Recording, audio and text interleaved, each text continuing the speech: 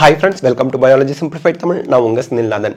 NTA National Testing Agency NEET scam, NEET grace mark, NEET paper leak இது சம்பந்தமான வழக்குகளுக்கு supreme கோர்ட்ல பதில் அளிச்சிருக்காங்க. சுப்ரீம் கோர்ட் நோட்டீஸ் விட்டிருந்தாங்க NTA-க்கு. NTA அதற்கு பதில் அளிச்சிருக்காங்க. NTA என்ன பதில் சொல்லிருக்காங்க அப்படிங்கறதை இப்ப பாப்போம். NTA வந்து என்ன சொல்லிருக்காங்க அப்படினா NEET grace marks வந்து 1563 ஸ்டூடண்ட்ஸ்க்கு கொடுத்திருக்கோம். அத நாங்க ஸ்கிராப் பண்ணிடுறோம். ஏனா NTA ஒரு 4 மெம்பர்ஸ் கமிட்டி அமைச்சிருந்தாங்க. அந்த 4 மெம்பர்ஸ் கமிட்டி அவங்களோட இன்வெஸ்டிகேஷன் எல்லாம் முடிச்சிட்டு அவங்க என்ன ரெக்கமெண்டேஷன் கொடுத்திருந்தாங்க அப்படினா கிரேஸ் மார்க் கொடுக்க கூடாது, கிரேஸ் மார்க் கொடுத்தது தவறு அப்படினு சொல்லி தெளிவா சுட்டி காட்டிட்டாங்க. அதனால NTA வேற வழி இல்லாம அந்த கிரேஸ் மார்க்கை ஸ்கிராப் பண்ணிட்டாங்க, ரிமூவ் பண்ணிட்டாங்க. இப்போ அந்த 1563 ஸ்டூடண்ட்ஸ்க்குமே கிரேஸ் மார்க் கிடையாது, கிரேஸ் மார்க் இல்லாத மார்க் தான் இருக்கும்.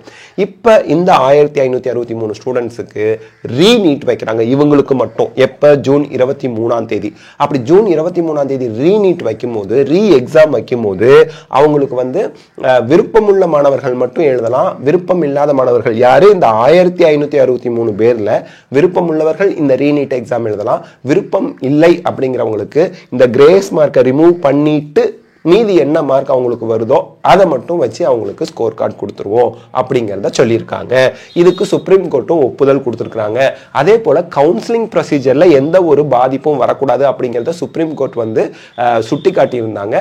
அதுக்கு வந்து ஜூலை 6ஆம் தேதி நமக்கு கவுன்சிலிங் ஸ்டார்ட் ஆயிடும் அப்படின்னு சொல்லி NTA சொல்லியிருக்காங்க. So central government and NTA ரெண்டு பேருக்குமே வந்து சுப்ரீம் கோர்ட் வந்து நோட்டீஸ் விட்டுருந்தாங்க. ரெண்டு பேருமே சுப்ரீம் கோர்ட்ல பதில் அளிச்சிருக்காங்க. இந்த பதில சுப்ரீம் கோர்ட் அக்செப்டும் பண்ணிக்கிட்டாங்க. So this is the latest update about the NEET scam case. So counseling will proceed as scheduled and there will be no interruption. Counseling வந்து schedule பண்ணப்பட்டபடி நடக்கும். அதுல எந்த ஒரு தடையும் வராது. If the exam continues, everything else will proceed as well. இப்போ வந்து exam வந்து நமக்கு ஜூன் 23 நடந்தாலும் ஜூன் 30ல ரிசல்ட் விட்டு ஜூலை 6 நமக்கு அவங்க பிளான் பண்ணபடி கவுன்சிலிங் நடக்கும் அப்படின்னு சொல்லி சுப்ரீம் கோர்ட்லயே சொல்லிருக்காங்க. சுப்ரீம் கோர்ட்டும் அதை வலியுறுத்தி இருக்காங்க.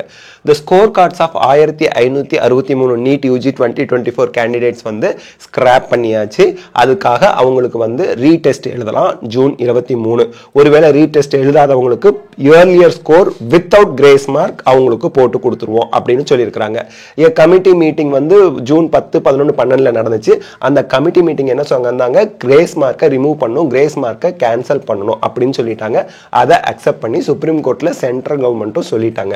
The Supreme Court reaffirmed its decision not to halt the counseling process. Counselling ப்ராசஸை மட்டும் நிறுத்திடாதீங்க அப்படின்னு சுப்ரீம் கோர்ட் தெளிவுபட சொல்லியிருக்காங்க. Counseling will proceed as scheduled and there will be no interruption அப்படின்னு சென்ட்ரல் கவர்மெண்ட் சொல்லியிருக்காங்க.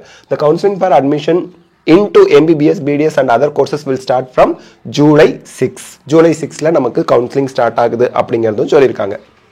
ஸோ இப்போ வந்து பார்த்தீங்கன்னா paper leak, allegation of question paper leak and grace mark to over 1500 medical aspirants triggered protest and lawsuits in 7 high courts. 7 high court, 7 மாநிலத்தில் இருக்கக்கூடிய high court, supreme கோர்ட்னு கிட்டத்தட்ட supreme கோர்ட்டோட சேர்த்து 7 ஹைகோர்ட்டில் அவங்க வந்து நிறைய கேசஸ்லாம் போட்டிருந்தாங்க. எல்லா கேசஸையுமே இணைச்சி சேர்த்து சுப்ரீம் கோர்ட் விசாரிச்சாங்க. விசாரிச்சதுல நமக்கு இந்த ரிசல்ட்டை கொடுத்துருக்குறாங்க. ஓகேங்களா. ஜூன் 10ஆம் தேதி டெல்லியில ப்ரொட்டஸ்ட் கூட நடந்துச்சு. ஸோ இவங்க மாணவர்களோட கேள்விகள், மாணவர்களோட ரெப்ரசன்ட் பண்ணி போன அந்த லாயர்ஸோட அந்த வாதங்கள் எல்லாத்தையுமே ஏத்துக்கிட்டு 1563 பேருக்கு மட்டும் ஒரு நீட் ரீடெஸ்ட் வர ஜூன் 23ஆம் தேதி வச்சிருக்காங்க.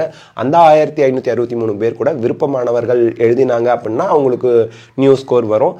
நான் எழுதலாம் மாட்டேன் அப்படின்னு அவங்க அடம் பிடிச்சாங்க அப்படின்னா கிரேஸ் மார்க்கை மட்டும் ரிமூவ் பண்ணிட்டு மீதி என்ன மார்க்கோ அந்த மார்க்கை ஸ்கோர் கார்டில் போட்டு கொடுப்பாங்க.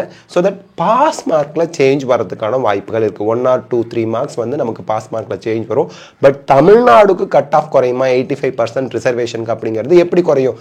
எல்லா மாணவர்களுமே 1500 சில்ட்ர பேரும் north Indians. All India quota cut ஆஃப்ல கூட நமக்கு வந்து சேஞ்சஸ் ஸ்லைட்டாக வரலாம். அதுவும் 1563 பேர் அவங்களோட கிரேஸ் மார்க் ரிமூவ் பண்ணுறதுனால எந்த அளவுக்கு நமக்கு சேஞ்சஸ் வரும் அப்படிங்கிறத நம்ம வெயிட் பண்ணி தான் பார்க்கணும். பட் தமிழ்நாடோட 85% ரிசர்வேஷனுக்கு நம்ம வந்து டாப் ஸ்கோர் வாங்கின ஸ்டூடெண்ட்ஸ் ஆல் இண்டியா கோட்டா மூலியம் மூலியமாக அவங்க விருப்பப்பட்ட கல்லூரியில் சேரும் பொழுது நமக்கு இங்கே கட் ஆஃப் குறைவதற்கான வாய்ப்புகள் இருக்குது. அதை டாப் ஸ்கோர் வாங்கின ஸ்டூடெண்ட்ஸ் அது ஒரு ஸ்டெப்பாக ஒரு இனிஷியேட்டிவாக எடுத்து செய்யணுங்கிற ஒரு வேண்டுகோளையும் நம்ம இங்கே அவங்கக்கிட்ட வைப்போம். ஸோ இந்த வீடியோ உங்களுக்கு ஹெல்ப்ஃபுல்லாக இருந்தால் லைக், ஷேர், கமெண்ட் பண்ணுங்கள். பயாலஜி சிம்பிளிஃபைட் தமிழ் சேனலுக்கு சப்ஸ்கிரைப் பண்ணுங்கள். Because your support is our strength. Thank you.